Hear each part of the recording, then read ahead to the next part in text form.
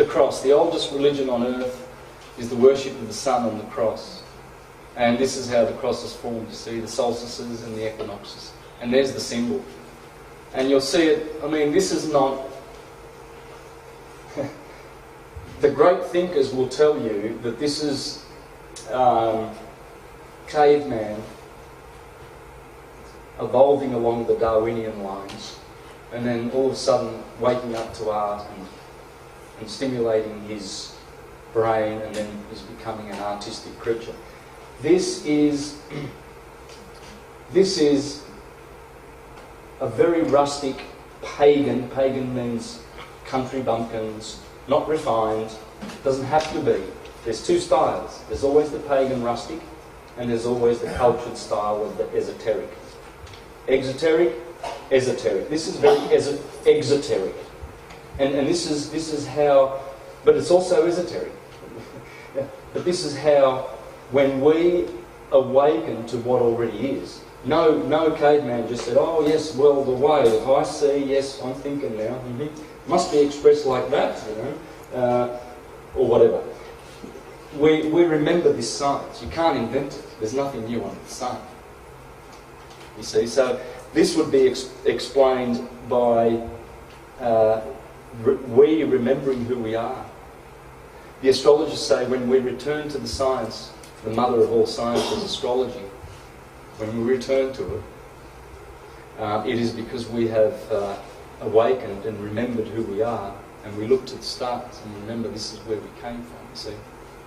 And because that's why humans can look up. Animals don't contemplate stars. Not even smart ones like, well, they may. We don't see them contemplating them. It appears that they don't.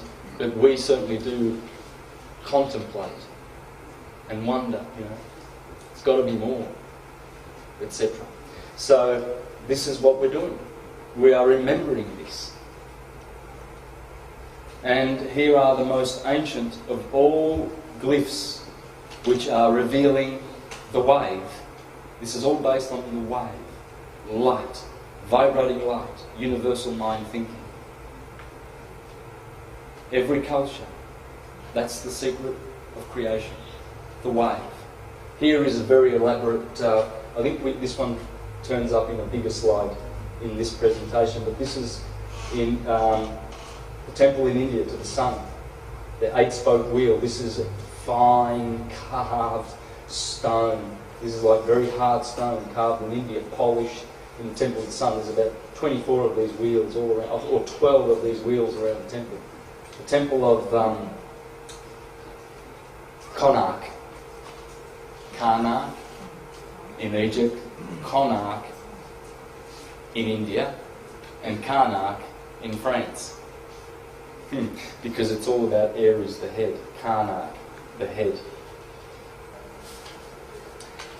Later the cross became more prevalent in some cultures, but the wheel is still evident. There it is. This is the cross that I'm having, that I have on my... someone gifted it to me from Ireland. There they are. It's always been there. The Egyptians knew of this. The Assyrians. Early Christian crosses. There's the Roman cross. It's all the wave. There's Jesus on the cross. Jesus comes from IES. Yes. Yes. The Son. Jesus. Positive. Affirmative. Jesus is the Son. He is always depicted as the Son. Churches are doing it without even knowing. When I was a Jehovah's Witness for 20 years, I pulled out a watchtower. I still keep that one. It's at home. And it's you open up to the middle, and it's the study article. It says, Jehovah God is mighty in power. And there's a sun right behind Jehovah. The sun. There's many different styles of swastikas. Swaz means Shiva. This is the symbol of Shiva, the destroyer. Depending on which way his arms are pointed.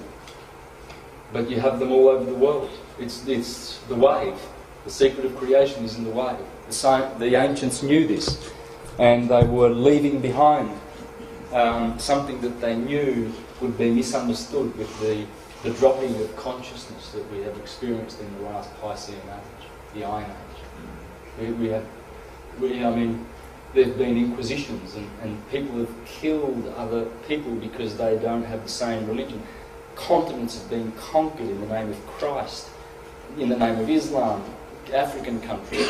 Of course, this is not the true Islam or the true Christianity that is the science that was always was. These are fascist corporate takeovers, Ponzi schemes called monotheism. There's the beard. There's the beard of the sun. That's where they get their beard in their imagery. There it is, the sun on the horizon. There's the horizon, there's the beard in the water. As above, so below. There's the horizon. There it is. This is all sun worship. These lines are all to do with the numbering of the days of precession and the days of the sun going from, that would be June 21st, the solstice. This would be March, this would be Libra, this would be Capricorn. It's all science, this is the bark, these are the degrees of the zodiac, these are all degrees of the zodiac, these are all angels, this is all solar worship. That's why you see gold. It must be gold because it's the sun. There it is. It's all about the glorious sun. And here we have the two trees, Aries and Libra, you could say. But there's always two trees, or in other words, two pillars, or two opposites, two of something. Always. Duality, they're telling you. But to be balanced, you see, balanced in the middle. This is in the middle path. This is a man who has walked in the middle path, burst his pineal gland, call this the Uraeus. There you have a bird and a serpent. The bird, these have to do with the features in the brain, in the brain. In the brain you have these two animals.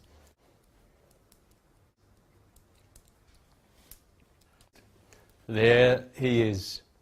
Same story, there's no difference. Bird brain, because you've got the amygdala in your brain, and it's a bird feature that's in your brain, like Ammon's horn, the hippocampus. This is the pineal gland. This is the serpent that comes forth, that opens up. This is when you receive the blood of the Christ, the karast, Ra, and you become illuminated. This is the sign of illumination.